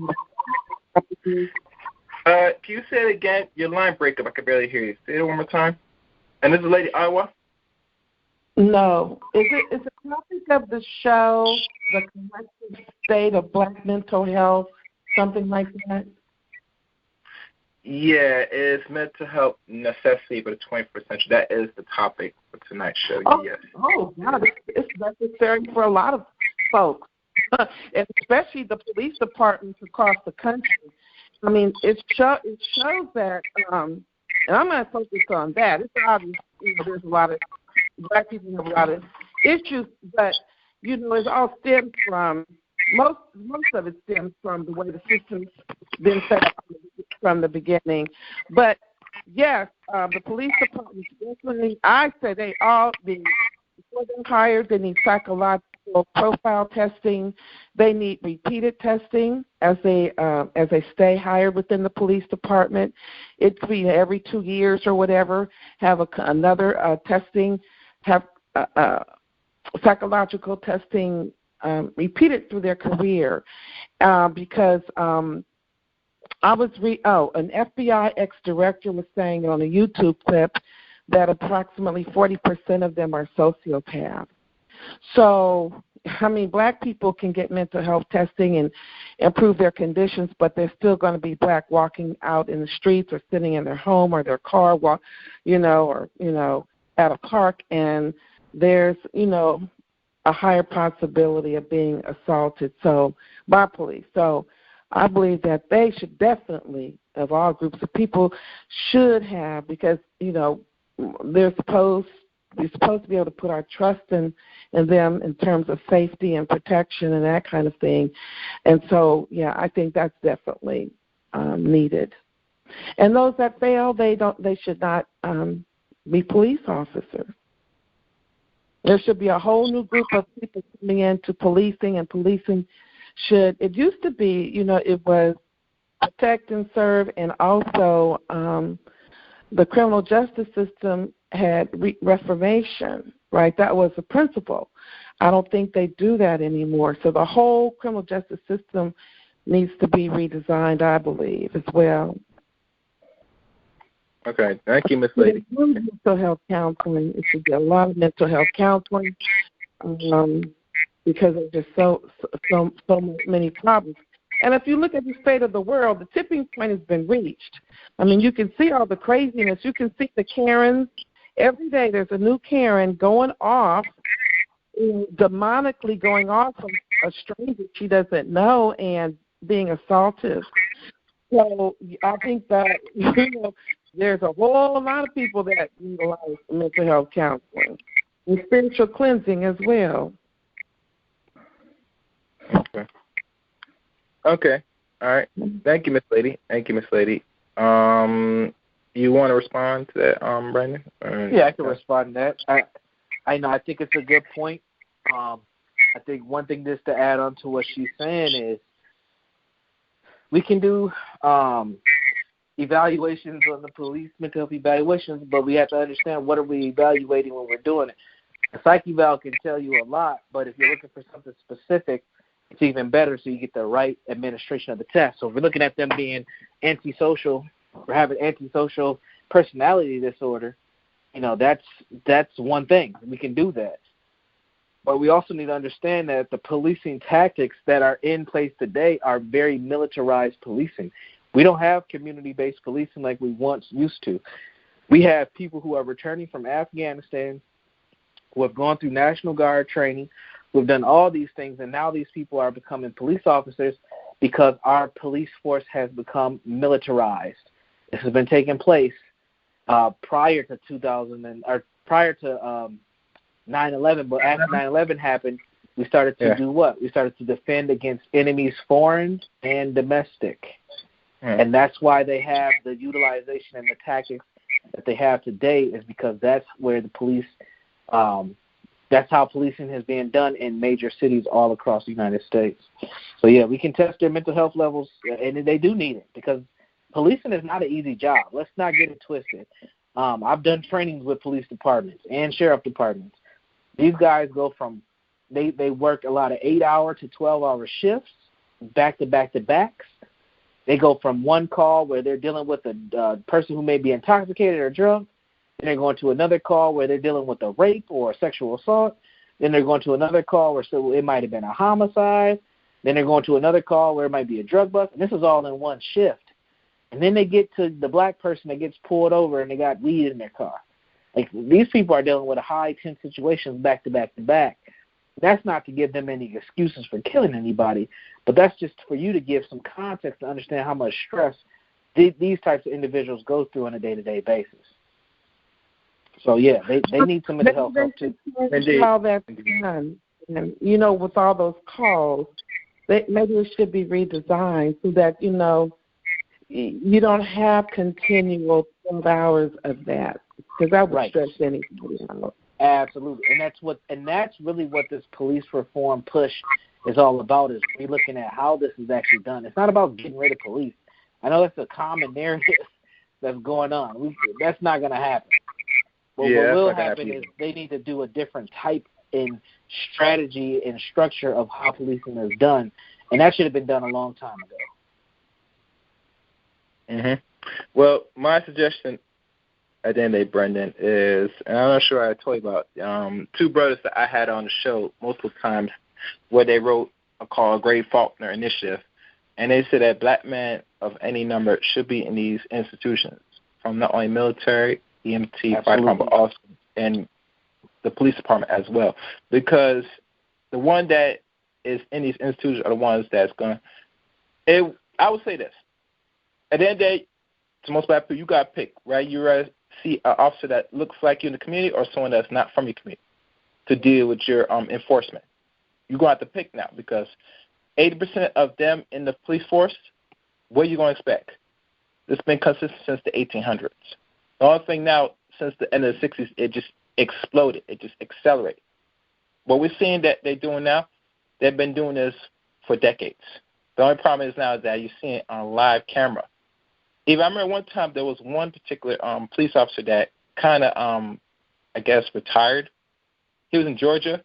He pulled over a Caucasoid woman, and the Caucasoid woman was afraid that he was going to, like, shoot him. You know what the police officer told him? He said, "Oh, man, oh, no, you don't have nothing to worry about. We only shoot niggas. We don't kill. We don't shoot you." He said that off a recording. So I tell black people, you can keep playing with the police department as much as unless black men are in those police departments in every city where we reside in numbers, population-wise, you're going to see the same thing going on again. It's like deja vu. Remember that movie, Deja Vu? When you keep seeing that same image again and again and again. And I'm not joking. I'm being dead serious. So we could change it, but it's going to be how much we wanted to make that change. Doing the policy would be one thing, but unless you're in those institutions by numbers, it's irrelevant. Like I said, I give this another week at most, and then niggas are going to go back to sleep. Like it's nothing, like no tomorrow. Absolutely. Yeah, sure. Yeah, go ahead. Yeah. So that's why that psychological guys. Hello, ladies. Let her go. Guys. Hello? Hello? Why do you do that? That doesn't Hold on, I'm thinking. Excuse me. You was about to say something, Brandon, before I was going to let Joshua say his last question. I'll follow up. Yeah, I'll follow up after her. Let the woman. All right. Joshua, you have one more question? Yeah, I have one more thing I want to say about the traumatization. I wanted to say that I meant to say when I was talking, but the traumatization too goes back to this thing called psychological genetic psychological sickness, and I think black people we do suffer from that, and a lot of us don't believe it. But during slavery, they would do the same thing to us. They would make the men and women watch as the slave master would either beat the man or they would watch at maybe how he raped the woman or how he did something that was very, very evil. He would make the slaves watch. You know what I'm saying? So that's what I think in some cases with a lot of this that we see with these videos and stuff. And for me, I think a lot of these, in some cases, when white people know what they're doing, especially those who carry out these type of things like the beatings and the shootings and that dummy Charvin, when he put his knee in his neck and he watched, I think in their brain they're thinking that this is something that can traumatize or put fear into black people. So I think that they still have that thought in their brain. I think that they still play this out because they were doing the slavery. They still think the same way. I think they still like to play that out and the traumatization and keep traumatizing the minds of black people. Now, some people can deal with it. They're strong-minded. It doesn't affect it. And there's some, I just was thinking, how about the young, child that saw that? You know what I'm saying? How about the young, children that had to see that in their minds? You know what I'm saying? So, but yeah, that's what I want to say about the traumatization, man. That's a very deep thing, but I think that's something that goes all the way back for black people. This is not something that just started for us as far as them practicing that tactic traumatizing black people. That's all I got to say. All right, thank you, Joshua. Yeah. Thank you, Joshua. Yeah. All right. Now, before we call this a night, one question I'd like to ask you, Brendan, because you in the field. What suggestions you like to give to young black men, young black women, for if they're seeking therapy? What should they look for in regards to if they really want to go to a clinic? I know one thing personally, I tell them if they could find a black therapist, would be good. If not, you got to deal with this. But what should they looking for if they're going for any traumatic issues, whether in their life, relationship, or et cetera, that they should go and look for in regards to find, I guess, the right therapist to, to start the process of healing mentally? Absolutely. So what I would suggest to anybody who's looking for the right therapist is, one, try to find somebody that specializes in whatever issue you may have. Whether you've been sexually abused, you're in a domestic violence situation, you've had bad experiences with your parents, or maybe you was in foster care, whatever the case may be, find somebody who has a background or an understanding of one of your pain points of what you're going there for. That's going to help. Just going to somebody who's just general might not be helpful for you. You might be going to relationships counseling, and you might need to find somebody who has experience who deals with couples. So you might need family therapy. Go to someone who has experience who deals with families. I think that's going to be helpful. Also, I would say you need to find an affordable option for yourself. Therapy is not cheap. It is expensive, but there are places that do sliding fee scales. There are some places that are doing free therapy, and now we have the flexibility where there's a lot of teletherapy going on as well. So find something that's affordable as well for you. I highly would suggest that you do find a person, a black therapist. If you are a black person, I think that would be helpful, but sometimes that's not an option. You might be in a place where they don't have a black therapist, or black therapists are booked up, but you still need to connect and talk to somebody. What I would say is find a therapist who's willing to listen to you, and not just listen to you, but also you should be wanting to ask your therapist questions, and they should be willing to answer those questions. If you ever go to a therapist and they're not willing to answer your questions, you need to find someone else, because that person does not help you and they don't understand your cultural context. Because as black folks, we want to know what? We want to know who you are. We want to know who your mama is. We want to know your background and how you can actually help me. And that therapist should be willing to answer those questions. I say that because that's very important. As someone who teaches grad school and I train counselors, we are taught in university on the master's level to not self-disclose information. And that's a big no-no when it comes to black folks, because black folks want to know something about you too. If you're going to help them, they ain't going to just come spilling all their dirty secrets and telling all their information to you if they don't know a little bit about you either. So make sure you get somebody who understands that and who's willing to be open and honest and transparent with you. And then the last thing that I would suggest when you're looking for a therapist is give that, whoever you land on, whoever you feel is a good fit, give that person 3 to 4 sessions before you decide if you're going to stick with them or not. And I say that because typically that first and second session, the therapist is doing what's called a diagnostic assessment, and they're just asking you a lot of questions, and they're getting a lot of your background and history, because they're trying to figure out, where do you fit as far as a mental health diagnosis. And then that third and fourth session is when they start, if they were listening actively, they'll know kind of what you need to work on and where to kind of take the sessions. And by then, you should have a level of comfort. After about a month, you should have a level of comfort with your therapist. But if you still feel uncomfortable at that point, you need to fire that therapist and go to somebody else. And don't be afraid to do that. So those would be my suggestions. Excellent. That is well said. And I think we should end on that note. I think this is very helpful tonight. And I feel confident even tonight, even having discussion, because, people, as much time the black community don't want to hear it, we do need actual psychological help. I mean, we could feel that, we could keep avoiding it, but as I look at how the race is going and how the system is perpetuating more of our demise, that they could do so much to the body, but if your mind is not controlled, then they only go so far. The only reason why the system does what they do to us as a race of people is because, like I said before, and I'll say again, we allow it because our minds are gone.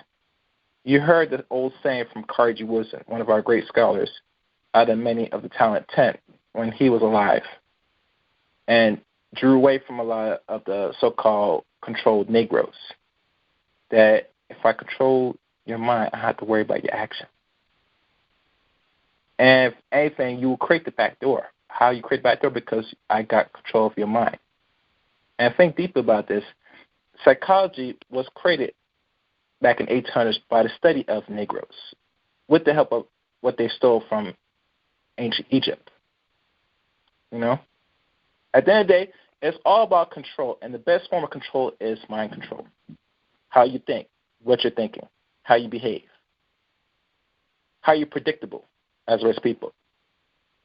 You will see in the coming months of this year or whatever, when they do these things to our people, they already know how far we're going to take and go.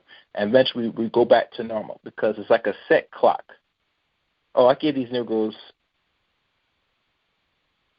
30 to 60 days. After that, they go back to normal. How they know? Because they already predicted your actions already. They know you have not progressed in what they're inflicting harm and damage to you for decades. They already know you're going to do the same thing over and over again. You're not really tackling the real root cause of the oppression. So, like I said, black people, black man, black woman, get help. Go find your therapist near you. If you're in school, they have free therapists right there. Start from there. After that, branch off to going to an actual therapist with your out of your pocket. I prefer you find a black therapist, but if you can't, deal with the alternate until you can find that one that you could trust. It is your responsibility as an adult, once you reach a certain age, that you have to have a clean bill of not only physical health, but also a clean bill of mental health.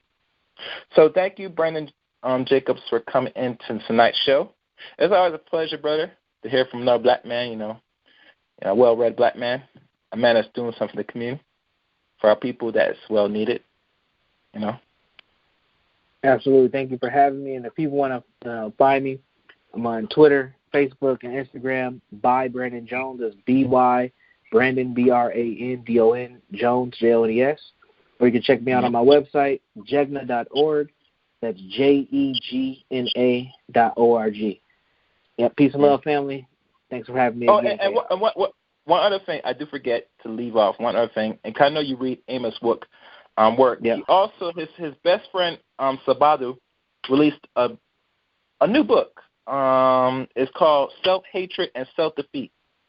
If you own any of his books, this is a must-get book, bro, because this deals with the lectures, a 20-hour lecture into one book. I think the book's like almost close to 300 pages long. I got it early this year. And I know people could watch it on YouTube, hear the lecture. It's fine and good, but nothing beats when you have the actual physical book of the actual lectures, the whole official lectures, all 20 hours of it, on paperback or Kindle. So where can you get it? Can you get it at Afro World Systems? Yes, if you bought anything from that site, you could check if they have it. If not, the second best thing is go to Amazon. Right. I find interesting with African World Info Systems. They mostly do other things. I one time was going to buy something, but I couldn't maneuver through their website like that. But I want to say people shouldn't really support the brother because the man that still runs that bookstore, even the online bookstore, is a close friend of Amos Wilson. He's the only dude now that still writes some of his old lectures into booklet form.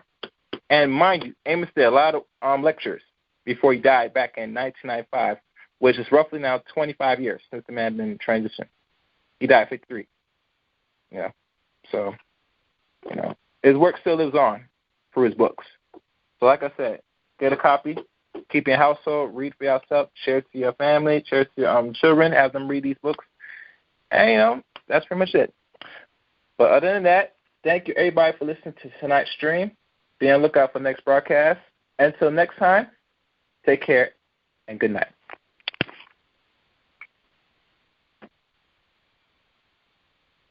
All right. Thank you again for listening to another broadcast. And make sure to follow Brandon Jenkins, his website, and all information will be in the description of this video. Comment, subscribe, and like the video. You can also follow me on Twitter at ChaosReign7. Thank you for listening. Until next time, let the chaos reign.